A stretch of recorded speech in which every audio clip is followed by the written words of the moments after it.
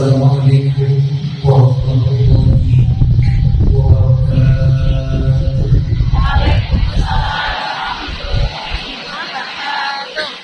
Alhamdulillah. Alhamdulillahilladzi alafa baina qulubina fa asbahna bi ni'matihi ikhwana.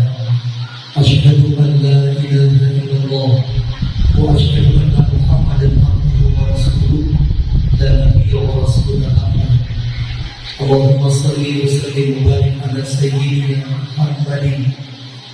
Allahumma salli wa sallim wa barik ala sayyidina Muhammadin wa ala alihi wa sahbihi ajma'in. Subhanaka la ilma lana illa ma 'allamtana innaka antal alimul hakim. Rabbi shrah li sadri wa yassir li amri wahlul 'uqdatam min lisani yafqahu qawli. Saudaratul kiram yang sama-sama kita muliakan, seluruh jajaran Dewan Guru MI Sabius Salam, wabil khusus kita sama-sama menghormati kepala sekolah MI Sabius Salam, Bapak Ali, beserta seluruh jajaran Dewan Guru.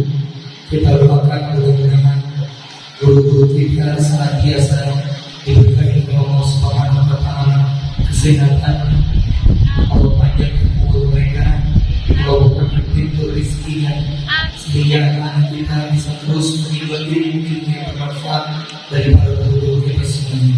Amin ya rabbal alamin. Jajaran pengurus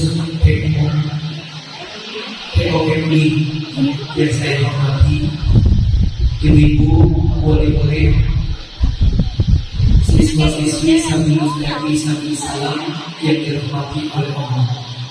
Bagaimana kabarnya kali ini?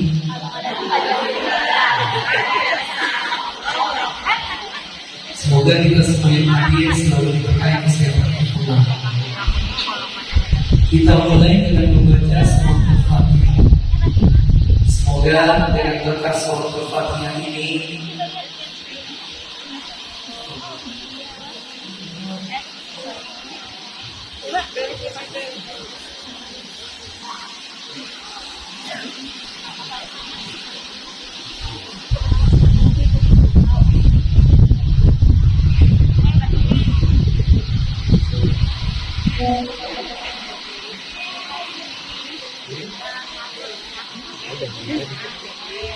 kita awali pertemuan ini dengan bersama membaca surah Al-Fatihah. Semoga dengan keberkahan surah Al-Fatihah ini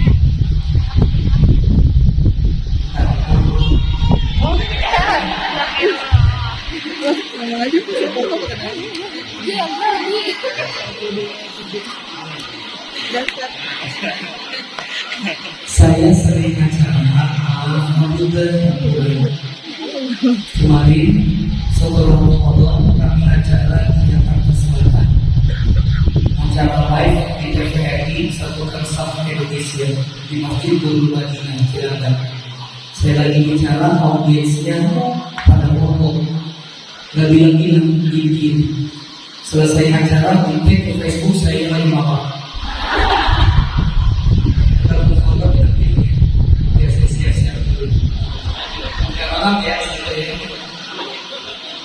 Kita awali pertemuan ini dengan bersama membaca surah Al-Fatihah.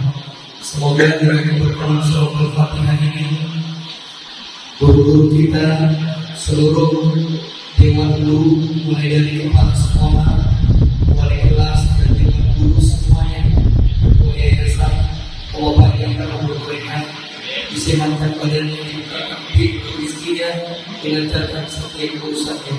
Dan semoga dengan keberkahan surah Al-Fatihah ini, Allah menjadikan seluruh anak-anak kita anak-anak yang soleh dan soleh diberkahi oleh Allah Subhanahu wa Ta'ala, ilmu yang bermanfaat berguna di dunia dan akhirat.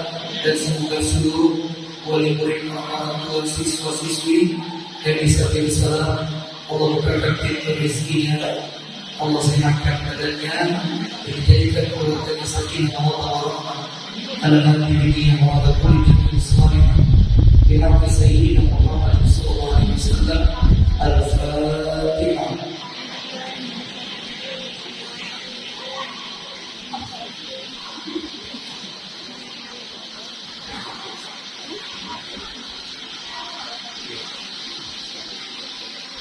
Amin ya Robbal.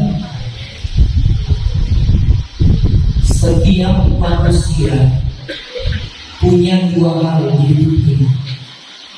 Pertama, setiap kita punya masalah.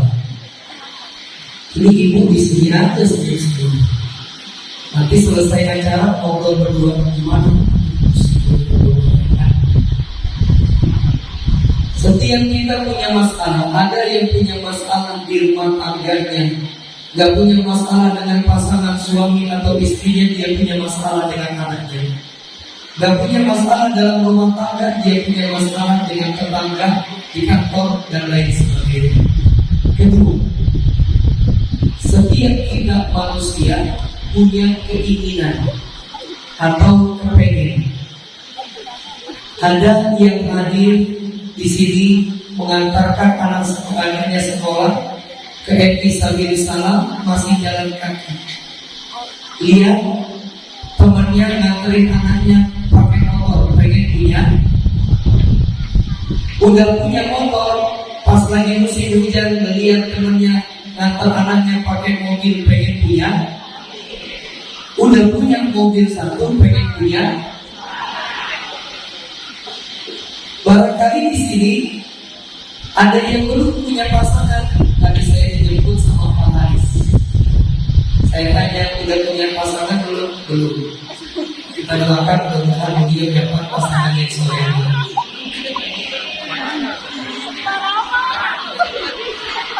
Pak Haris,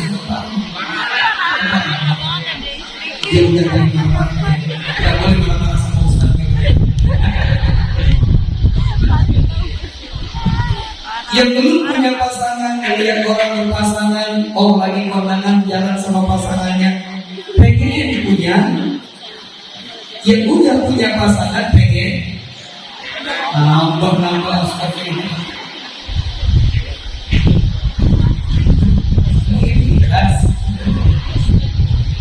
Ini saya lebar dulu ya.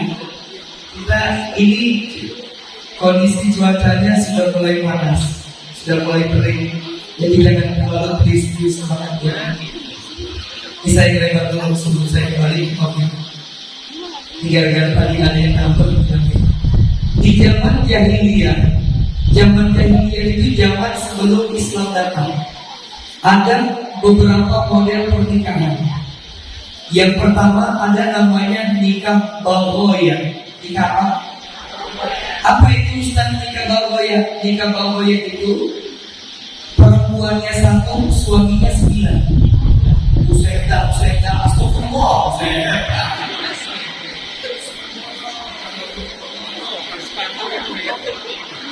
Astagfirullah, ini bisa biasa ya, kita lihat.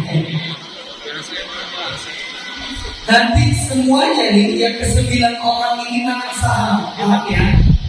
Karena masih ada anak. Begitu si wanita hamil melahirkan, dilihat, oh anaknya persis rambutnya keriting kayak ayam nomor 1, maka nomor 2 sampai 9 dicerai. Ada juga sebelum Islam datang, model pernikahan sebetulnya ada banyak, saya singkat saja. Namanya nikah mut'ah atau bahasa kita sekarang kawin on. Kira-kira masih ada nggak? Masih. Di mana? Oh ini belum banget ya?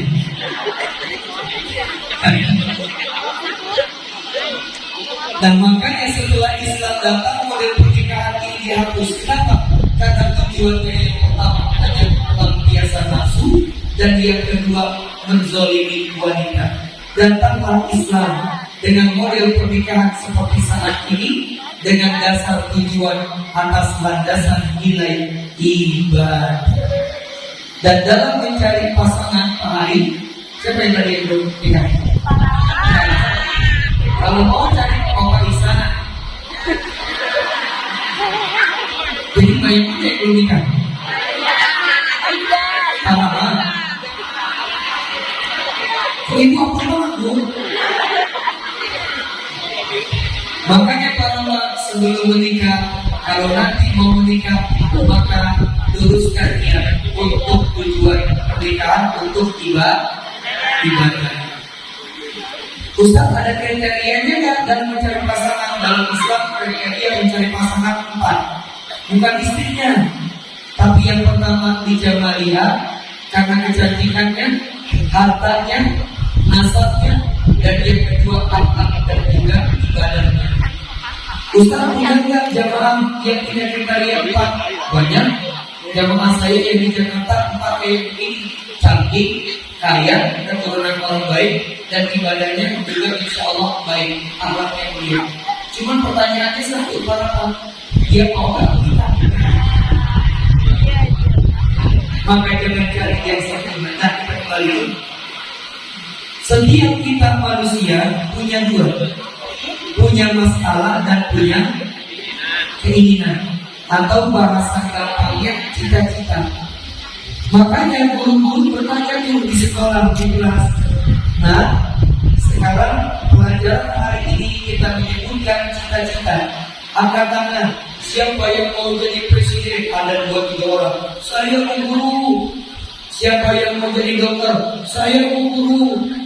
Siapa yang mau jadi polisi? Jangan sampai orang. Siapa yang mau jadi apa namanya Ustaz?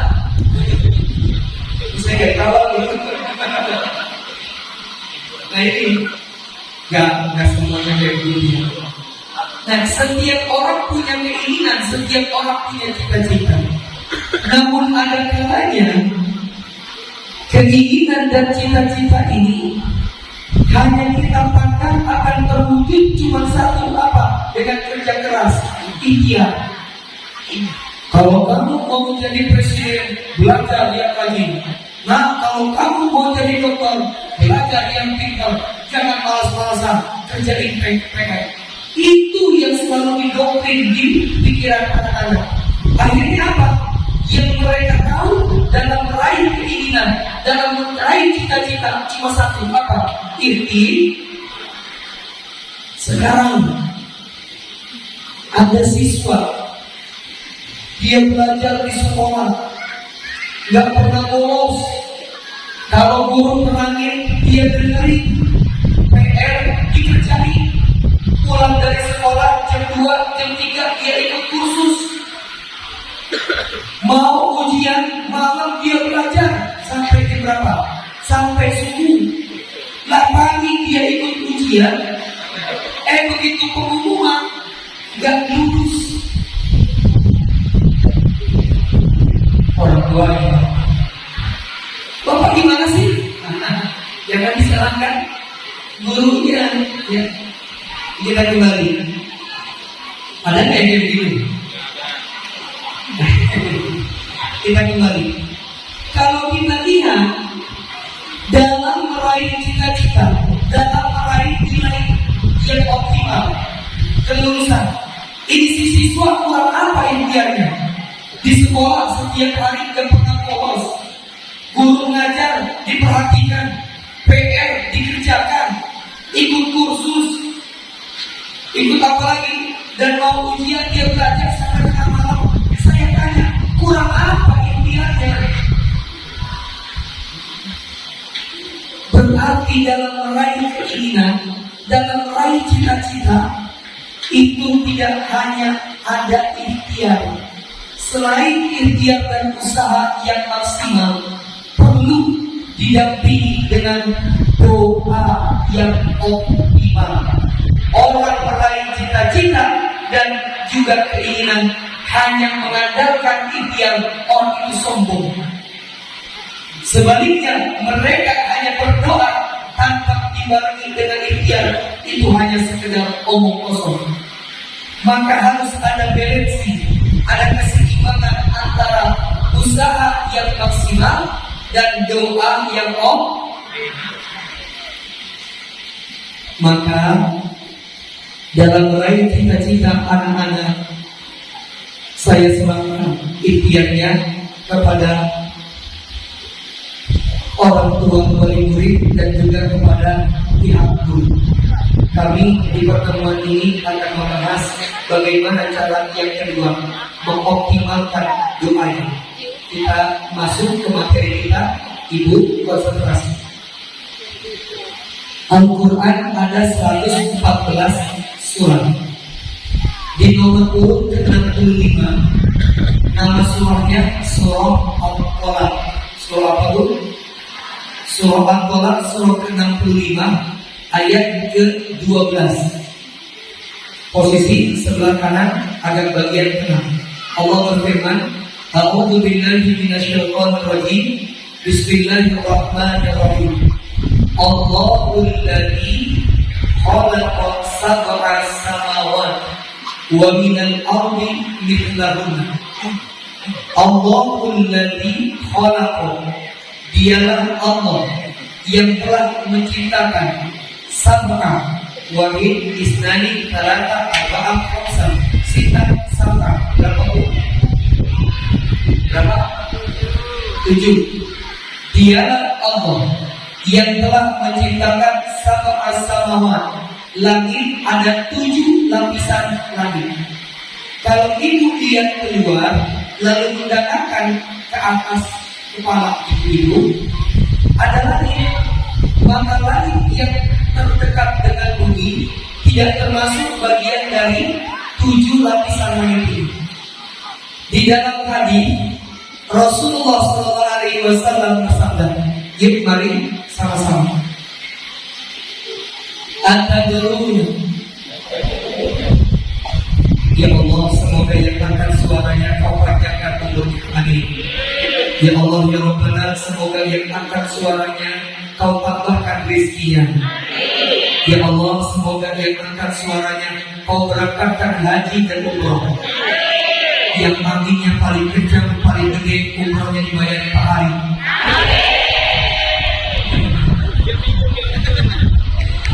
Sama ya. Bismillahirrahmanirrahim. Qala Rasulullah. Atadruna ma bainas samai. Ini maaf ya, saya kalau mengisi di berbagai tempat kajian itu saya selalu mengajak melafazkan hadisnya Nabi. Bukan biar seperti kayak orang TK ya, tapi dulu ketika di Mesir saya punya guru hadis namanya Syekh Mokoh Hotoya. Beliau kalau melafazkan hadis itu kita diminta untuk mengikuti. Kata beliau dia tetap misalnya melafazkan hadisnya Nabi. Semoga pertemuan kita akan berkah. Rasul bertanya kepada para sahabat, atadruna ma bainas sama? Hai sahabatku, tahukah kalian berapa jarak dari bumi yang kalian pijak menuju langit pertama? Sahabat menjawab, qalu Allah wa rasuluhu a'lam. Enggak tahu ya Rasul. Rasul menjawab, ma bainas samai khamsum mi'ati. Setiap sanati, setiap lapis langit dari jarak satu langit ke langit yang lainnya itu berjarak masih waktu khamsi mi'ati sana, 500 tahun perjalanan. Ibu konsentrasi. Allah ciptakan langit ada berapa? 7 lapisan langit. Ada di mana dalilnya? Surah Al-Qalaq ayat. Rasul tanya, berapa jarak lapisan langit? Kata baginda Nabi, dari bumi yang kita pijak, yang kita injak, mau sampai ke langit ke-7, ke langit pertama, itu butuh jarak waktu 500. Jadi kalau ibu mau sampai ke langit pertama, itu berapa jaraknya? 500. Dari langit pertama ke langit kedua 500 tahun. Dari langit kedua ke langit ketiga 500 tahun perjalanan. Begitu seterusnya sampai ke langit. Sekarang saya tanya, kalau ada orang mau sampai ke langit ke-7 butuh waktu berapa tahun? Berapa tahun? 3.500. Ada nggak manusia yang sudah sampai ke sana? Ada. Siapa? Baginda Nabi dalam peristiwa Isra dan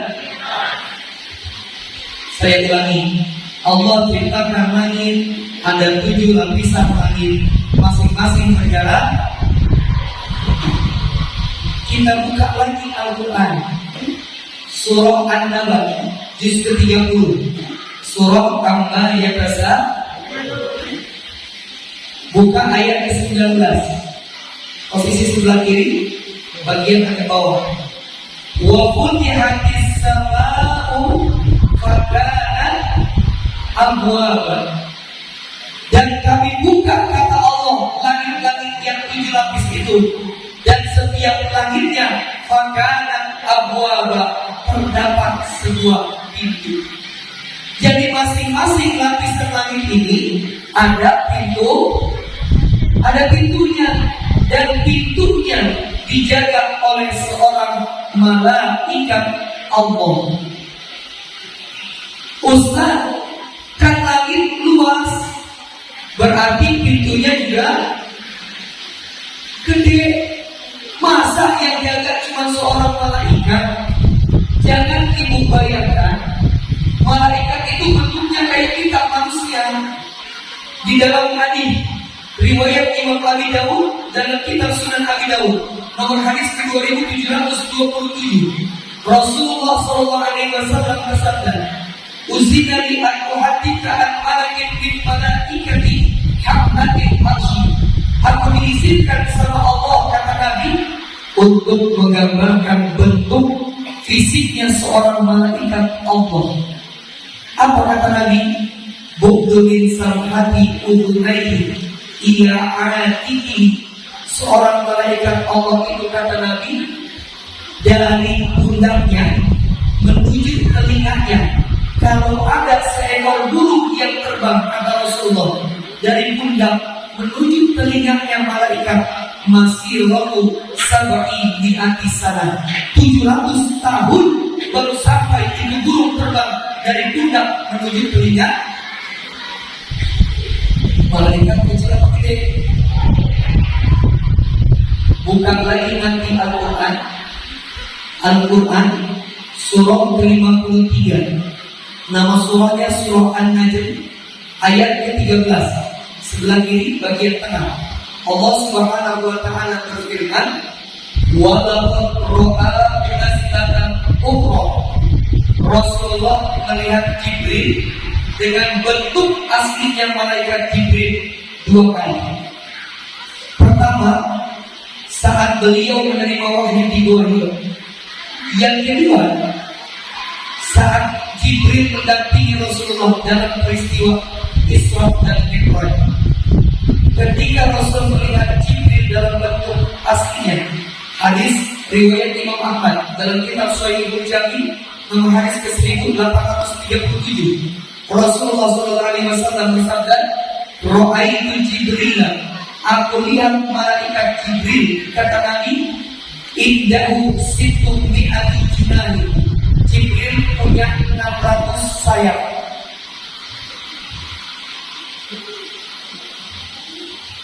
Bu,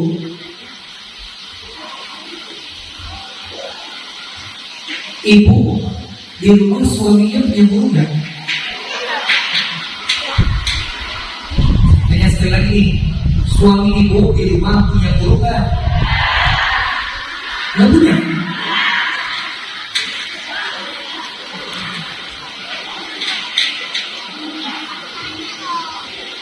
Kalau ayam, ini tuh tahu juga, saya tanya dulu ya.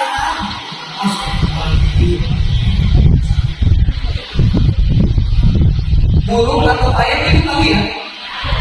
Kan burung dan ayam punya sayap. Kalau dibentangkan sayapnya burung atau ayam, kan ada sayap lagi. Ya.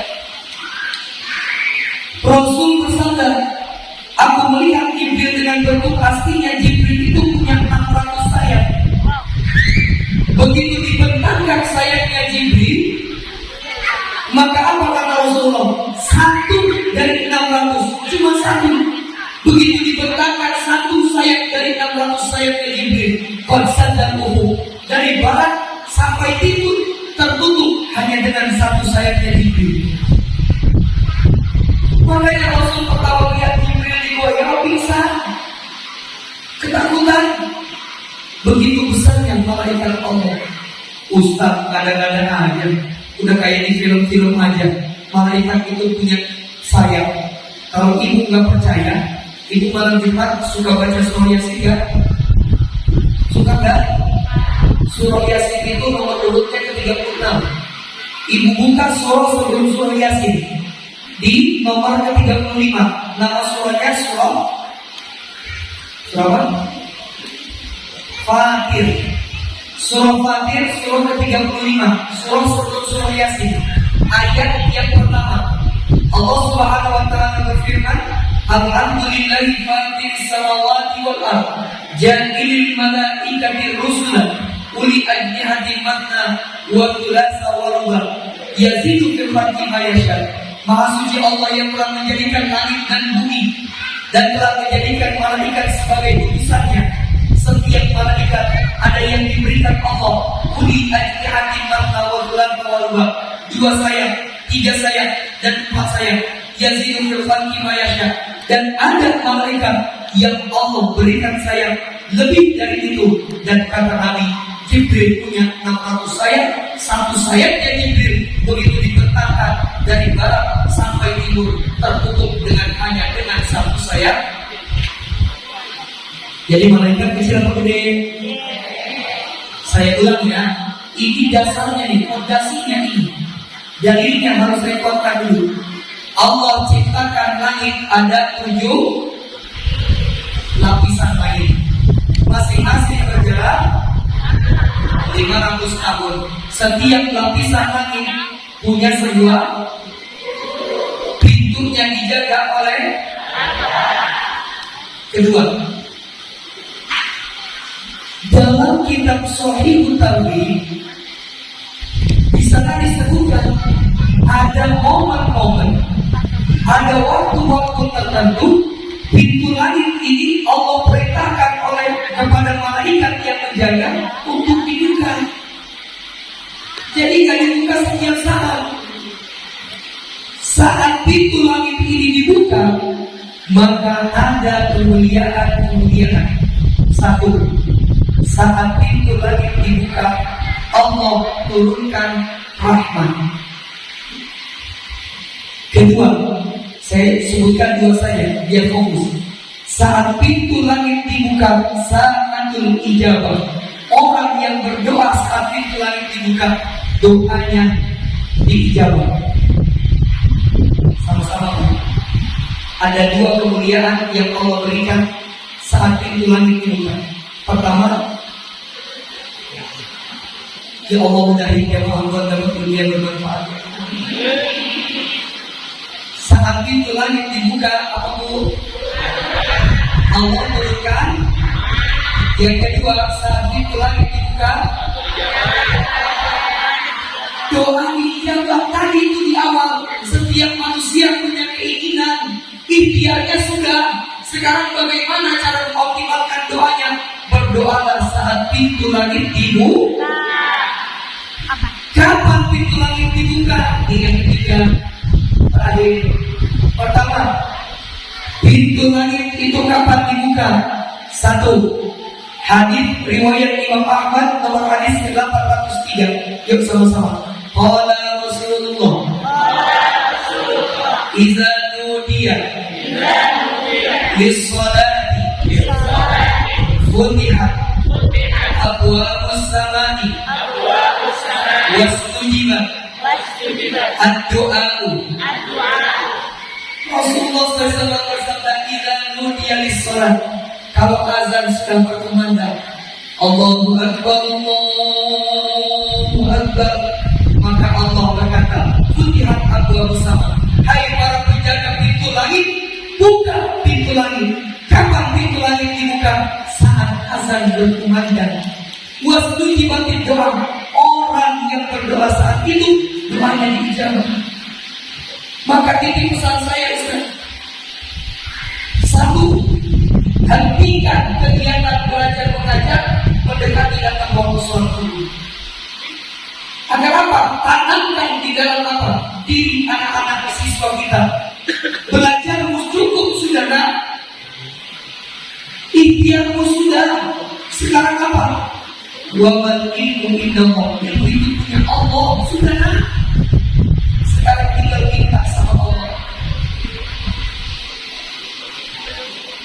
Jadi ini yang pertama, kapan pintu langit dibuka? Saat azan berkumandang. Sampai kapan? Waktunya nggak lama. Dalam hadis lain Rasulullah SAW bersabda, "Ad-du'a ma baina ad-du'a ma baina azan wal iqamah la yuraddu." Doa yang dipanjangkan antara waktu azan berkumandang sampai qomat dikumandangkan tidak pernah ditolak. Jadi waktunya yang panjang, dari mulai azan sampai, maka orang-orang yang sholatnya nggak tepat waktu, dia mendapatkan keutamaan ini. Ini saya lebar sedikit. Ada kalanya gangguan setan itu gangguan kita buat sholat Quran, karena ada gangguan internal, ada gangguan dari eksternal. Gangguan eksternalnya itu dari mana? Dari setan. Jadi jangan dibilang lebih. Hadisnya riwayat Imam Al-Bukhari, diriwayatkan oleh Sayyidah Aisyah ummul mukminin. Rasulullah SAW bersabda, "Idza nudiya lis-sholati," kalau azan sudah berkumandang, Allahu Akbar, Allahu Akbar, maka kata Nabi, adbar syaitan wa qudratun, maka setan akan lari menjauhi suara azan. Kepanasan setan ini kalau dengar suara azan, wala qudratun. Tadi saya dapat informasi, ada adik kelas saya di Gontor, 2 orang muslim. Itu kalau di dalam bahasa Arab, buang angin alias, paham ya? Kentut atau buang angin dalam bahasa Arab ada 2. Kalau dia ada suara yang itu bahasa Arabnya durotun, alif to. Tapi kalau buang angin atau kentut yang nggak ada suara tapi ada baunya, itu bahasa Arabnya usah. Sin kata itu apa tuh? Nah, biasanya yang berbahaya ini. Nggak ada bunyi, ada. Nah, kita kembali di dalam hadis ini kata Nabi, "Idza nudiya lis-sholati," kalau azan sudah berkumandang, adba'u syaitan wa nahdurat, setan akan berkumandang, akan menjauh dari azan saat azan berkumandang, wa nahduratun, dan dia menjauhi azan sampai terkentut-kentut. Maka orang yang kena kentutnya azan hatta la yasma'a tahdid, yang bisa mendengar suara azan. Pak Hari bilang begini, "Pak, sudah sholat?" "Belum, Pak." "Emang udah azan?" "Udah dari tadi." "Lah, kok saya gak dengar ya?" "Ada yang kenal." "Itu siapa?" "Kalau saya tanya." Kalau kita bisa dengar suara azan, dibikin gangguan yang kedua apa? Yang berat kalau anis sholat, berat buat mengerjakan sholat tepat waktu. Makanya ada nggak orang sholat zuhurnya 2:30? Ada nggak? Di mana? Ada nggak orang sholat asarnya jam 5:30? Wudu asar sama maghrib digabung? Ada? Yang mana orangnya? Gangguan yang ketiga, kalau kita bisa mendengar azan, bisa bersegera memenuhi panggilan Allah, sholat berjamaah tepat waktu. Dibuat yang ketiga apa? Gangguan azan, gangguan setan berikutnya, yaitu yansa an ada di rakaat, dibuat kita lupa bila menemukan sholat. Allahu Akbar, 2, 3, 4. Pernah begitu? Dan yang keempat, kalau bisa kita halau gangguan yang ketiga tadi, dibikin yang keempat apa? Yang kurma yunsa, dibikin kita ingat apa? Apa yang kita lupa di luar sholat. Ibu cari kunci, mana ya kuncinya? Dari jam 7 nyari nggak ketemu-temu. Begitu sholat zuhur, Allahu Akbar. Oh iya, kalau kesana. Pada Makanya sebelum sholat baca ta'awudz, mohon perlindungan kepada. Saya ulangi, pintu langit dibuka yang pertama kapan? Saat azan sampai. Maka bilang kepada anak-anaknya, kalau kamu mau apa yang kamu cita-citakan terwujud, maka apa? Jaga sholat waktumu tepat, 5 waktu tepat waktu. Kedua, dalam kitab Shahihul Jami nomor hadis ke-867, Rasulullah SAW bersabda, pintu langit yang kedua dibuka saat sholat zuhur tiba. Inna abwaabas samaa'i futihat, sesungguhnya pintu langit dibuka kata Allah. Kapan? Saat azan zuhur tiba. Fala yurtaju hatta yusallatur, tidak ditutup sampai sholat zuhur pertama kali selesai dilaksanakan. Maka sudah dilaksanakan lupa. Tadi sholat zuhur berjamaah di sini. Anak-anak, sampaikan kepada mereka. Tadi saya bilang setengah 12 stop sudah kegiatan belajar mengajar. Siap-siap untuk menyambut sholat zuhur. Karena hanya di waktu sholat zuhur pintu langit dibuka. Pintu langit tidak dibuka di waktu sholat asar, maghrib, isya, dan subuh. Hanya dibukakan di waktu sholat zuhur. Itulah kenapa Nabi mengatakan, inna fil jum'ah sa'atun la yuwaffiquha abdul muslim yusalli fasa'alallahu bihi khairan illa a'tahu iyahu. Pada hari Jumat kata Nabi, ada satu waktu mustajab di mana ketika seorang muslim usai melaksanakan sholat Jumat, dia tidak bergegas meninggalkan tempat sholatnya. Dia berzikir lalu mengangkat kedua tangannya memohon kebaikan dunia dan akhirat. Illa a'tahu iyahu, Allah ijabah doanya. Kenapa di hari Jumat ada waktu mustajab? Karena hari Jumat dilaksanakan di waktu sholat dan saat zuhur, saat pintu langit di ketiga. Saya percepat. Pintu langit dibuka yang ketiga di waktu sepertiga malam terakhir atau waktu sholat tahajud. Malam dibagi menjadi 3. Dari habis isya sampai jam 10 itu sepertiga malam pertama. Dari jam 10 sampai jam 1 itu sepertiga malam kedua. Dari jam 1 sampai azan subuh inilah sepertiga malam terakhir. Bukan hanya pintu langit dibuka, bahkan di dalam hadis yanzilullahu ta'ala rabbuna tabaraka wa ta'ala, di sepertiga malam terakhir Allah turun ke langit bumi lalu berkata, hal min da'i, ada enggak hambaku yang bangun? Lalu dia sholat tahajud, lalu setelahnya dia berdoa, aku ijabah doanya. Wa hal min mustaghfirin, adakah sepertiga malam terakhir ini kata Allah, hambaku yang bangun, dia sholat tahajud, lalu apa? Dia memohon ampunan, bertobat atas setiap kealpaan dan dosanya. Maka kata Allah, aku ampuni dosa-dosanya. Pintu langit dibuka yang ketiga kapan? Di waktu tahajud sepertiga malam terakhir. Dari jam berapa sampai jam berapa? Sekarang saya tanya, ibu tadi malam banget gak? Ngapain? Kucing.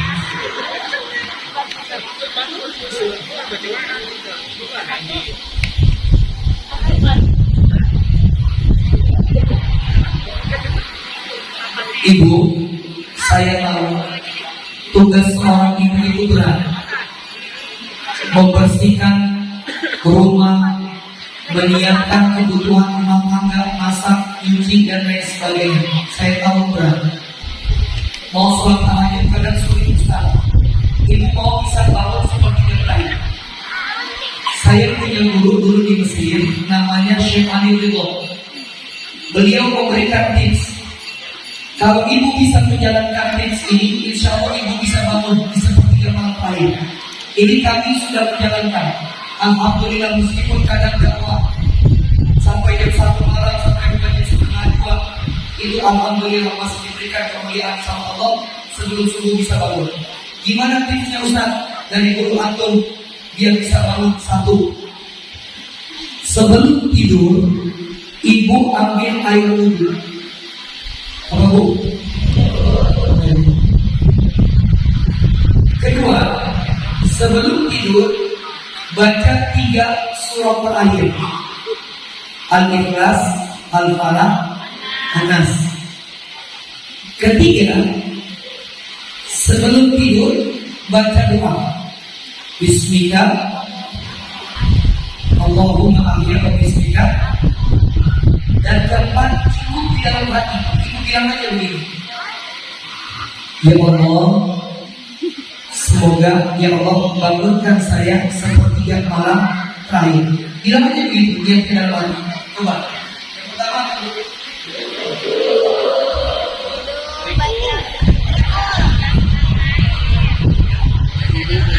doa dalam hatinya. insya Allah nanti Allah akan bangunkan kita dengan berbagai caranya. Allah bangunkan ibu di sepertiga terakhir. Mungkin barangkali ada yang kebetulan pengen pipis, ada yang jatuh dari raja, ada yang pipinya lupa dimatiin, atau di atas lantai ada kucing lagi kejar-kejar tikus yang membangunkan ibu, atau barangkali yang punya masih wanita ngompol atau enggak minta susu. Pokoknya cara Allah buat bangunkan kita kan ada saja. Ustaz, kalau seumpama saya sudah jalani masih belum bangun gimana? Insya Allah bangun. Kalaupun masih belum bangun, pakai cara yang kelima. Cara yang kelima ini dari saya, bukan dari guru saya. Gimana? Pasang alarm.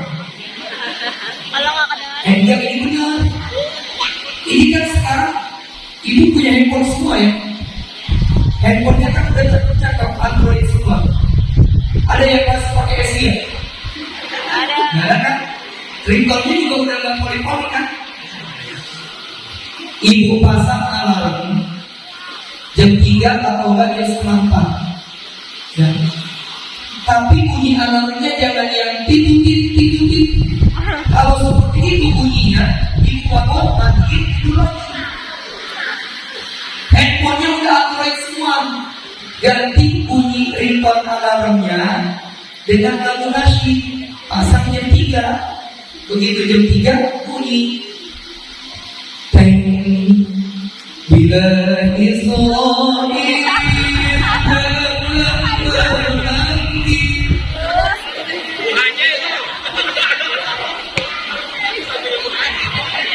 kira-kira bangun gak bu?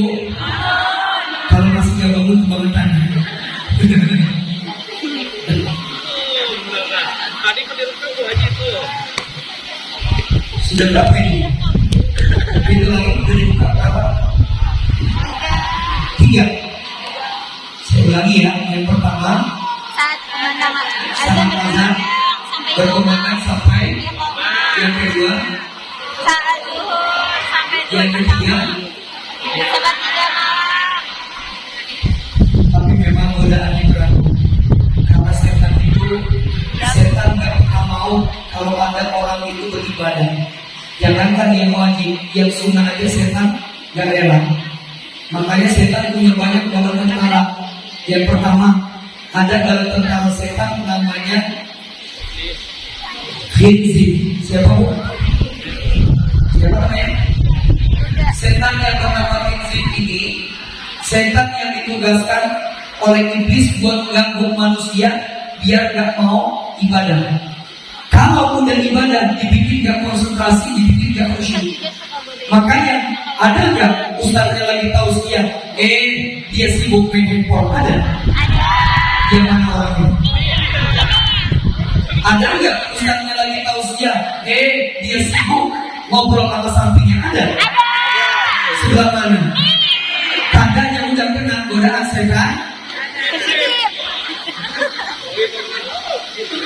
Yang kedua, ada setan di sebelah dulu. Ada setan namanya akwal. Apa bu? Bukan akwal, akwal. Diambil dari kata Allah. Ini setan tugasnya untuk mengganggu perempuan. Buat apa? Biar membuka auratnya, menampakkan kepada yang bukan mahramnya. Maka bersyukur tidak? Anak kita disekolahkan bukan di sekolah-sekolah umum, di sekolah apa? Di sekolah MI. Dari kecil sudah diajarkan menutup auratnya. Ini saya mulai bahas ini saya cerita. Kemarin bulan Ramadan, malam ke-25, kami mengisi acara tausiah I'tikaf di tanggal ke-25 Ramadan kemarin di Masjid Imam Mas Depok.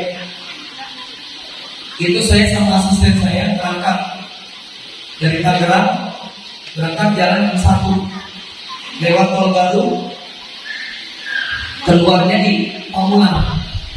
Begitu sampai lampu merah Pamulang, saya berhenti tuh mobil saya. Ternyata ada anak ABG malam ke-25 Ramadan kemarin. Anak ABG perempuan naik motor Mio, celananya segini.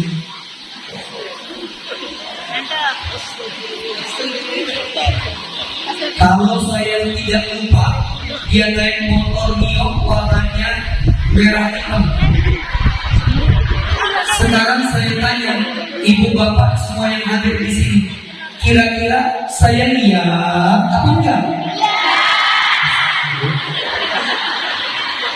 Kalau saya nggak lupa, dia pakai kaosnya warna putih. Saya tanya, jawab yang jujur agar suaranya. Kira-kira saya malam itu lihatnya sebentar apa lama? Habis lampu merah berhenti depan mobil saya. Saya lihat haram, nggak saya lihat. Mubazir masuk.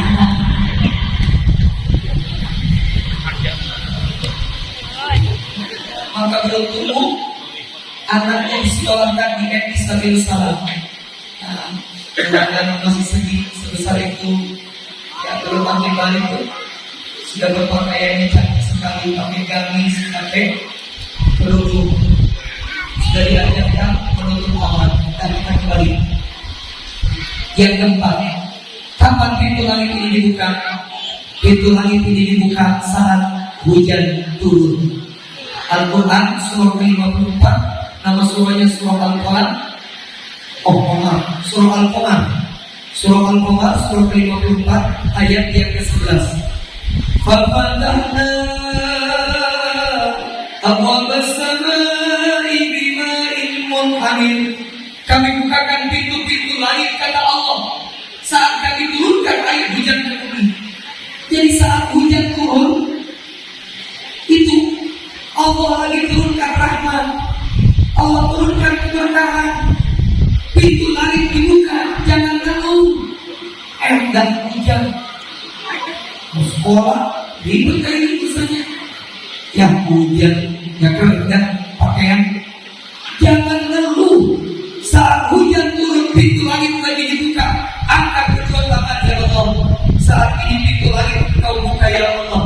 Ya Allah, ya Rabbana, ya Tuhan kami, jadikan anak kami dan teman-teman di sekolah dan seluruh siswa-siswi di MI Sabilus Salam ya Allah, jadi anak yang soleh dan solehah, berikan ilmu yang bermanfaat ya Allah. Saat ini hujan turun ya Allah, ya Allah berikan kami rezeki, berikan saya pasangan yang solehah. Saat hujan turun jalan di saya lewat sedikit nih berkaitan dengan hujan. Ada istiadat orang tua dulu yang punya landasan dalil, tapi ada juga banyak adat istiadat orang tua dulu yang tanpa landasan dalil. Jangan terlalu dipegang yang kalau tanpa landasan dalil. Contohnya apa? Ada kupu-kupu, tandanya ada anak perawan, jangan duduk di tengah pintu, ntar susah. Padahal nanti dia mau. Ada juga adat istiadat yang ini cuma ada, jangan terlalu dipegang. Berkaitan dengan hujan apa? Ustaz, pesta pernikahan biar gak hujan caranya cabai sama bawang tusuk pakai sapu. Saya asli Jakarta, orang Betawi di Kemang. Ada yang bilang, Ustaz, pesta pernikahan biar gak hujan caranya maaf celana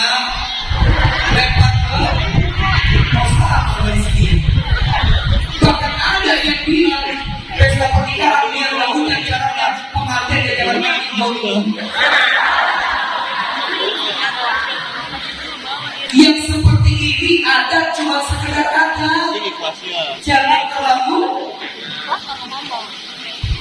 Kelas Ibu ngomong. enggak, ibu mau punya acara, udah bangun tahajud ya Allah. Besok kami akan punya acara ya Allah.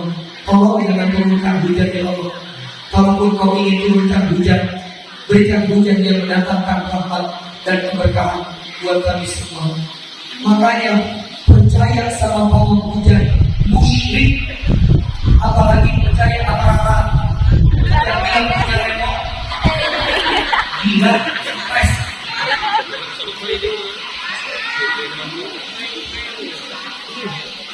Yang keempat, pintu langit kita kata terakhir. Kami juga ada pintu langit selanjutnya terakhir. Pintu langit ini dibuka kapan? Saat ada majlis-majlis ilmu. Rasulullah pun 3 minggu yang lalu kami baru saja tinggal dari tanah suci membawa rombongan ke kota Mekah. Itu di Madinah, semoga semua yang hadir bisa melaksanakan hadir di Madinah ada Masjid Nabawi. Di antara kemuliaan Masjid Nabawi, man sholat di masjid hadza, kata Rasulullah, yang sholat di Masjid Nabawi, kata Rasulullah, maka lebih mulia 1000 kali dibandingkan Masjid Nabawi. Yang kedua, di Masjid Nabawi itu ada apa itu? Di Masjid Nabawi ada yang namanya satu tempat mustajab buat berdoa yang disebut dengan Raudhah. Kata baginda Nabi, "Mabaina baiti wa mimbari Raudhatun min riyadil jannah." Antara rumahku dengan mimbarku itulah yang disebut dengan Raudhah. Yang berdoa di situ doanya mustajab. Rumahnya Nabi saat ini menjadi makam atau kuburannya Rasul. Di situ ada 3 kuburan. Kuburannya Rasulullah, Sayyidina Abu Bakar dan Sayyidina Umar bin Khattab. Sahabat yang lain dimakamkan di baratnya Masjid Nabawi, yaitu di makam Baqi. Kalau melihat gambar foto, Masjid Nabawi punya 2 kubah. Kubah yang pertama warna hijau, bawahnya adalah rumahnya Rasul yang saat ini menjadi kuburannya. Di satu lagi berwarna silver, bawahnya adalah mimbar atau tempat imam. Doa yang dipanjatkan di Raudhah itu mustajab.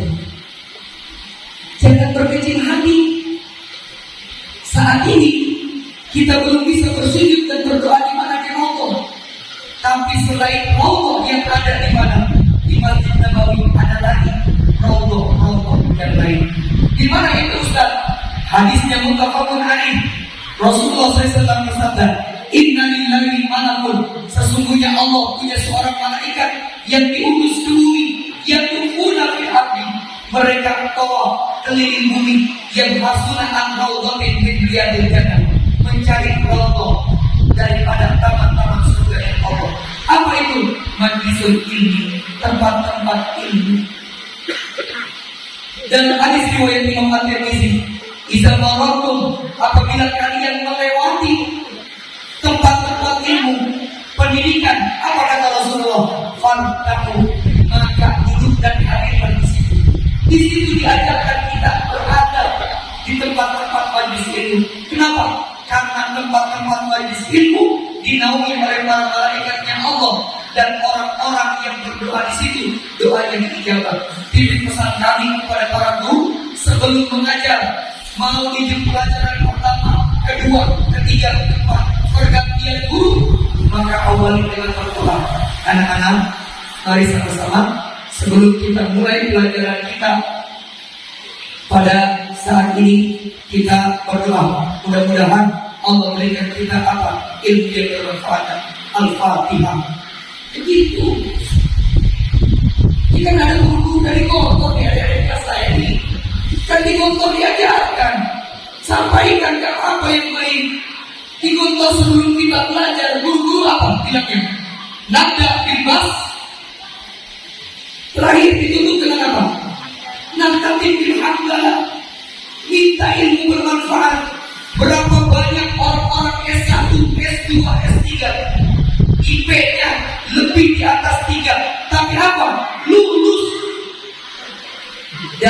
kuliahnya, nggak apa-apa, nggak jadi orang. Berapa banyak mereka yang nggak kuliah, tapi bisa jadi pengusaha besar. Kenapa? Ilmu bermanfaat. Gimana cara ilmu bermanfaat? Doa. Awalnya dengan dan ibu-ibunya juga sih. Jadi majelis ilmu itu bukan cuma yang formal dan non formal. Yang non formalnya adalah sekolah, dan yang non formalnya adalah majelis taklim. Maka kata malaikat apa? Hanumu ila hajatku. Kalian yang berada di sekolah, kalian yang berada di majelis taklim, hajat kalian apa? Sebutkan, maka aku akan aminkan doa kalian, kata para malaikat.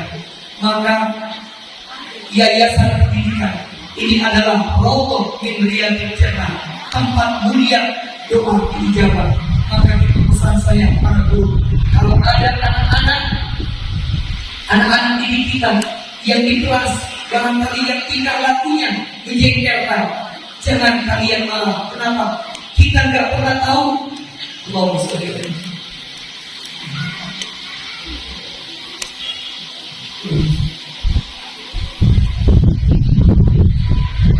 Barangkali wahai para guru, kita masuk ke dalam surga itu bukan apa? Bukan karena sholat kita, bukan karena puasa kita, bukan karena baca Al-Quran dan zikir kita, tapi apa?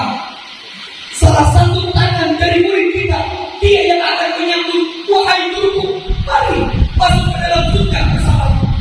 Mereka salah satu yang hadir, yang kita didik, yang akan memberikan syafaat buat kita.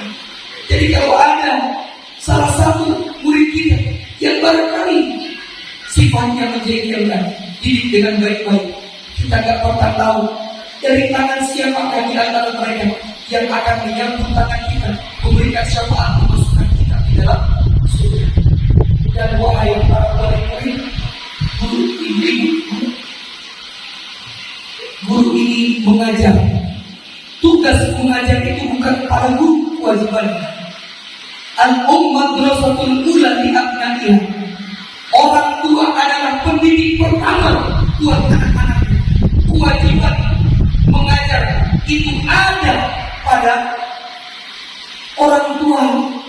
Maka saat kewajiban itu kita dibantu oleh para guru, seharusnya kita berterima kasih. Ibu lagi nyuci piring, tiba-tiba ada kawan, sini saya bantuin. Harusnya kan ucapkan terima kasih. Jangan malah yang bantu nyuci piring dipidanakan, dilaporkan ke polisi. Jangan yang bantu nyuci piring apa? Malah diomel-omelin. Kamu bantu saya cuci piring, dasar kamu. Ya Allah, kewajiban belajar mengajar itu kewajiban mengajar adalah tugasnya para orang tua. Dibantukan tugas kita oleh para guru, mereka susah payah. Maka apa yang terjadi? Jangan sampai ada kata-kata kasar keluar kepada guru-guru kita. Apalagi apa? Guru digosipin. Demi Allah dan Rasulnya, gak akan berkah ilmu yang anak itu dapatkan. Mau dia ranking 1, gak akan berkah. Maaf demi Allah, saya bukan yang saya. Ilmu saya ada yang lebih dari saya, usia ada yang lebih senior dari saya. Tapi alhamdulillah, atas izin Allah, saya bisa masuk ke kantor-kantor BUMN, kementerian, ke televisi dan lain sebagainya. Masjid-masjid besar. Maaf bukan saya, maaf sekali lagi. Ini semua bukan karena keilmuan, bukan karena apa. Saya yakin ini karena keberkahan guru saya. Maka saya jalankan apa yang dititipkan dari guru saya apa. Selesai sholat, wahai anak-anakku, jangan kau lupa bacakan suratul Fatihah dan doakan guru. Itu yang menjadikan ilmu bermanfaat. Kalau para gurunya sudah diomongin, kalau gurunya sudah dimarahin, demi Allah, dia akan manfaat ilmu yang didapatkan.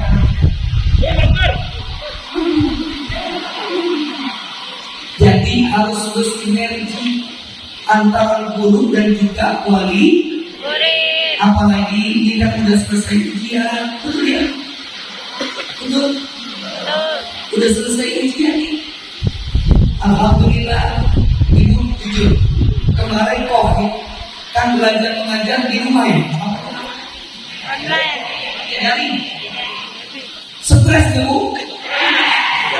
Dating mereka. Gimana sih videonya bisa? Ibu mau ngajar anak satu. Nah ibu wali kelas berapa orang sekelas? 28 kali dalam hari. Ada yang buang air di celana. Ada yang sakit ini dan lain sebagainya. Allah Akbar. Dan semoga ilmu yang diberikan mereka ini menjadi ilmu yang bermanfaat. Jadi pintu pesan saya yang kelima, pintu langit itu dibuka kapan? Saat kita berada di majlis, baik majlis ilmu bentuknya majlis taklim yang berformal maupun yang formal di dunia pendidikan. Mudah-mudahan anak-anak kita semuanya apa yang kita cita-citakan ini dicita-citakan oleh anak-anak kita bisa terkabul. Sebelum kita tutup, mari sama-sama kita baca suratul Fatihah sekali lagi. Kita doakan guru-guru kita, pimpinan yayasan, kepala sekolah, TNI Sekil Salam, serta seluruh jajaran yang guru. Allah panjangkan umur mereka, Allah sehatkan badannya, dibukakan pintu rizkinya, bisa terus memberikan ilmu yang bermanfaat kepada anak-anak kita semuanya, dan semoga Allah berikan kepada anak-anak kita kecerdasan, Allah berikan ilmu yang bermanfaat dunia dan akhirat, berbakti kepada Allah dan Rasulnya, taat kepada kedua orang tuanya. Al-Hadi dia, wa kulli niyatin salihah, bi haqqi sayyidina Muhammad sallallahu alaihi wasallam. Al-Fatihah.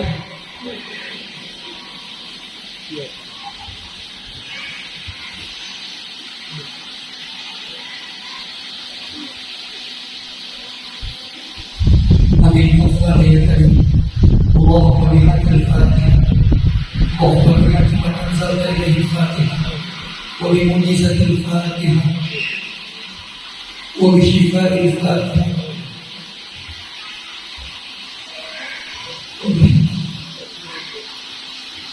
يا حنان يا منان افتح لنا يا الله وتصبح مدافع يا رحمن يا رحيم افتح لنا أبواب العلم وأبواب الرزق وأبواب السلامة وأبواب البركة وأبواب المغفرة برحمتك يا أرحم الراحمين.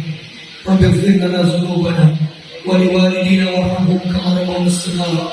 Ya Allah, ya Tuhan kami, ampuni dosa-dosa kami, ampuni dosa kedua orang tua kami, ampuni dosa guru-guru kami ya Allah. Ya Allah, sehatkan guru-guru kami. Ya Allah, panjangkan guru-guru usia guru-guru kami ya Allah. Ya Allah, lancarkan dan kabulkan setiap hajat guru kami. Ya Allah, jikalau guru kami telah tiada, ampunkan segala dosa-dosanya, lapangkan alam barzahnya ya Allah, berikan kubur mereka Allah diberi al-jinan. Ya Allah, ya Tuhan kami, Allahumma ij'alna wa auladana min ahli ilmi wa min ahli salat wa min ahli Quran wa min ahli tawaf wa laylatul qadr. Ya Allah, berkahi anak-anak kami ya Allah, ilmu yang bermanfaat. Jadikan mereka anak-anak yang soleh dan soleh, yang taat beribadah kepada Engkau dan Rasul, taat beribadah kepada kedua orang tuanya dan guru-gurunya. Allahumma la tada'lana min maqamina hadza dhanba illa ghafarta, wa la hamdan illa farajta, wa la daynan illa qadayta, wa la maridan illa shafaita, wa la bala'an aw waba'an illa dafa'ta, wa la taliban ilmi illa wafa'ta, wa la hajatan min hawaiji dunya wal akhirah illa qadaytaha wa yassarta ya rabbal alamin. Rabbana taqabbal minna innaka antas samiul alim wa tub 'alaina innaka antat tawwabur rahim. Rabbana atina fid dunya hasanah wa fil akhirati hasanah wa qina adzaban nar. Sallallahu alaihi wasallam Muhammadin walhamdulillahi rabbil alamin. Ibu bapak semuanya, mohon maaf bila ada kehilafan dan kekurangan yang datangnya dari Allah. Segala kekurangan dan kehilafan datangnya dari kefakiran diri kami untuk bersama dengan membaca doa kafaratul majlis. Subhanallahumma wa bihamdika asyhadu an la ilaha illa anta astaghfiruka wa atubu ilaik. Assalamualaikum warahmatullahi wabarakatuh.